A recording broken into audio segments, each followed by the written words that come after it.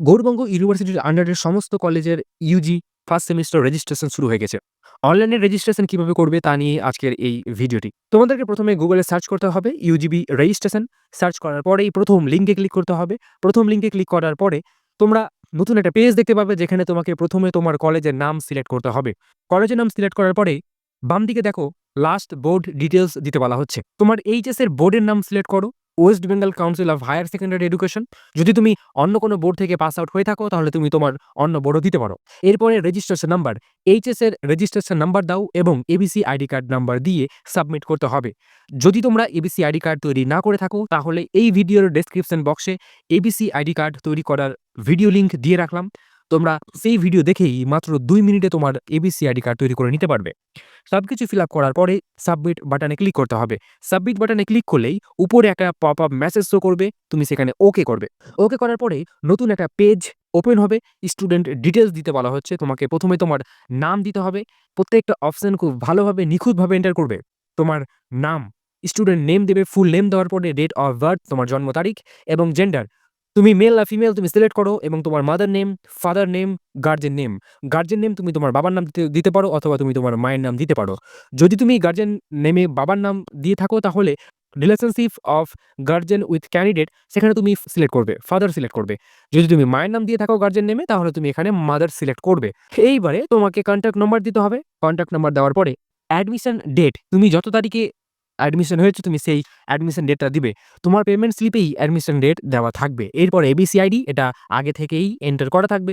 এরপরে ডান দিকে আমরা দেখতে পাচ্ছি অ্যাড্রেস, তোমাকে ফুল অ্যাড্রেস দিতে হবে, village, post, police station, district, pincode সবকিছু দেওয়ার পরে তারপরে অপশন দেখো পিনকোড, তোমাকে তোমার এরিয়া পিনকোড দিতে হবে। এরপরে তোমার ডিস্ট্রিক্ট টাইপ করো। এরপরে ন্যাশনালিটি, এখানে তোমাকে ইন্ডিয়া সিলেক্ট করতে হবে। কাস্ট, যদি তুমি ওবিসি, এসসি, এসটি থাকো তাহলে তোমরা ড্রপ ডাউন থেকে তোমার কাস্ট সিলেক্ট করবে। যদি কিছু না থাকে তাহলে তুমি জেনারেল সিলেক্ট করবে। এরপরে রিলিজিয়ন, তুমি হিন্দু না মুসলিম তা তুমি সিলেক্ট করো। এরপরে ফিজিক্যাল হ্যান্ডিক্যাপ, তুমি কি ফিজিক্যাল হ্যান্ডিক্যাপ, যদি তুমি ফিজিক্যাল হ্যান্ডিক্যাপ থাকো তাহলে তুমি ইয়েস করবে অথবা তুমি নো করবে। এরপরে তোমার ইমেল আইডি দেবে। ইমেল আইডি দেওয়ার পরে তোমার আধার কার্ড দিতে হবে। আধার কার্ড দেওয়ার পরে ইডব্লিউএস, ইকোনমিক্যালি উইকার সেকশন, যদি কেউ ইডব্লিউএস সার্টিফিকেট থাকে অথবা যারা উইকার সেকশনের আন্ডারে পড়ছে, যদি তোমরা কেউ থাকো তাহলে তোমরা ইয়েস করবে অথবা নো করবে।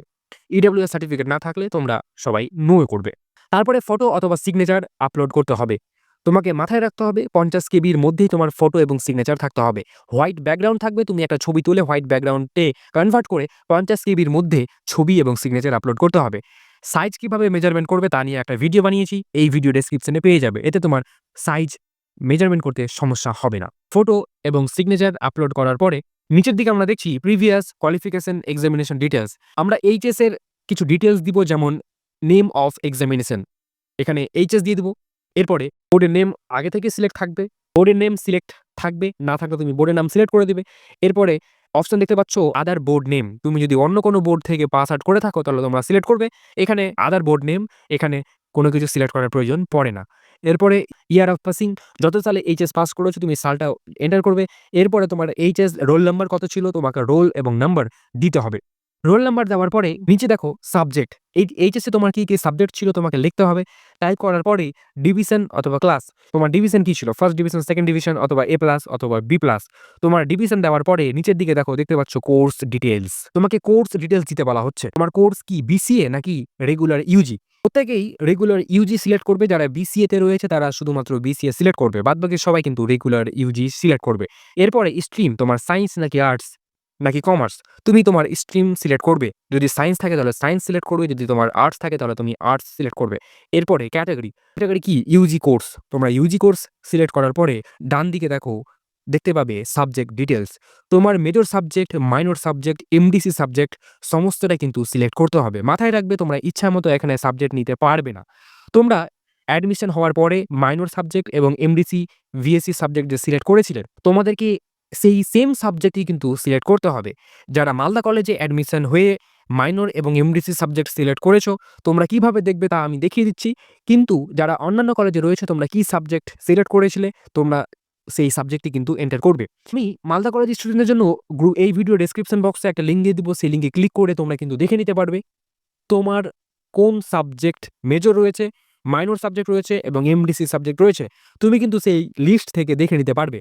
সেই লিঙ্কে ক্লিক করে ফাইন্ড অপশনে ক্লিক করে 3 ডটে ক্লিক করে ফাইন্ডে যাও এবং তুমি তোমার নামটা টাইপ করে তুমি তোমার নাম খুঁজে নাও এবং তোমার নাম খোঁজার পরে তুমি দেখতে পাবে তোমার কোন সাবজেক্ট রয়েছে। কোন সাবজেক্ট মেজর, কোন সাবজেক্ট মাইনর এবং কোন সাবজেক্ট এমডিসি রয়েছে। তোমরা ভালোভাবে দেখে নেওয়ার পরেই কিন্তু সাবমিট করবে। মাথায় রাখবে ইচ্ছামতো সাবজেক্ট সাবমিট করা যাবে না। তুমি যে সাবজেক্ট সিলেক্ট করেছিলে তোমাকে সেই সাবজেক্টই কিন্তু সিলেক্ট করে সাবমিট করতে হবে। সবকিছু ঠিকঠাকভাবে দেওয়ার পরেই এইসি সাবজেক্ট যেটা রয়েছে সেটা তোমাকে উপরে ১ম এ বাঙালি এবং নিচে ইংলিশটা সিলেক্ট করতে হবে। বাই ডিফল্ট একটাই থাকবে, তোমাকে একটাই সিলেক্ট করতে হবে। সবকিছু সিলেক্ট হয়ে যাওয়ার পরেই নিচের দিকে তোমাকে এইচএস রেজিস্ট্রেশন সার্টিফিকেট আপলোড করতে হবে। এইচএস রেজিস্ট্রেশন সার্টিফিকেট আপলোড করতে হবে ২৫০ কেবির মধ্যে। তোমাকে জেপিজি ফাইল আপলোড করতে হবে। তুমি ২৫০ কেবির মধ্যে জেপিজি ফাইল আপলোড করো এবং নিচে সাবমিট বাটনে ক্লিক করো। সাবমিট বাটনে ক্লিক করলেই উপরে একটা পপ আপ মেসেজ শো করবে যেখানে বলা হচ্ছে are you sure to submit? তোমাকে ওকে করতে হবে। ওকে করা হয়ে গেলেই তোমার একটা মেসেজ শো করবে রেকর্ড সাকসেসফুলি সাবমিটেড। তোমার ডিটেইলসগুলো সাবমিটেড হয়ে গেছে। তুমি এখানে প্রিন্ট বাটনে ক্লিক করেই তুমি তোমার প্রিন্ট করতে পারবে। প্রিন্ট বাটনে ক্লিক করলেই তুমি একটা পিডিএফ জেনারেট হয়ে যাবে, তোমার ডাউনলোড হয়ে যাবে। এই পিডিএফটাই কিন্তু তোমাকে অফিসে জমা দিতে হবে। তুমি যদি সময়ের মধ্যে অফিসে জমা না দাও তাহলে তোমার ফর্ম ফিল আপ করা ব্যর্থ। তুমি যদি রেজিস্ট্রেশন করে অফিসে জমা না দাও তাহলে তোমার ভর্তি প্রক্রিয়া বাতিল হয়ে যেতে পারে। প্রত্যেকটা বন্ধুর মাঝে ভিডিওটি শেয়ার করে দাও। প্রত্যেকটা ফার্স্ট সেমিস্টার স্টুডেন্টের সাথে এই ভিডিওটি শেয়ার করে দাও যাতে কেউ রেজিস্ট্রেশন করা না ছুটে যায়। চলো দেখা হচ্ছে পরের কোনো ভিডিওতে নতুন কিছুর সাথে। ভালো থাকো, সুস্থ থাকো। Thank you so much for watching this video.